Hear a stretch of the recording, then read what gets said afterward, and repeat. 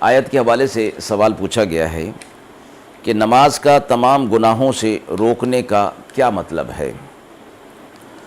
مستند احادیث میں یہ فرمایا گیا ہے کہ نماز کو قائم کرنا، اس میں یہ تاثیر ہے کہ گناہ اس سے چھوٹ جاتے ہیں، بشرطے کہ نماز کو اس کے خشوع اور خضوع اور آداب کے ساتھ قائم کیا گیا ہو۔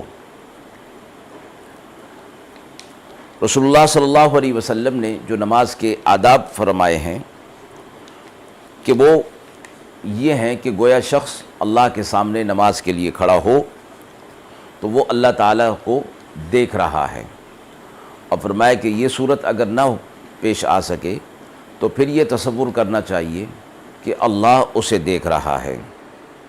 نماز کو قائم کرنے کی صورت میں اللہ کی جانب سے اعمال صالحہ کی توفیق ہو جاتی ہے، اور ہر طرح سے گناہوں کی بچنے کی بھی توفیق اللہ کی طرف سے مل جاتی ہے۔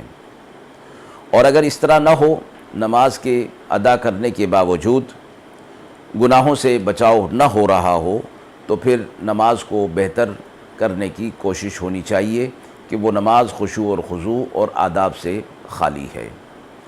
وآخر دعوانا ان الحمد للہ رب العالمین۔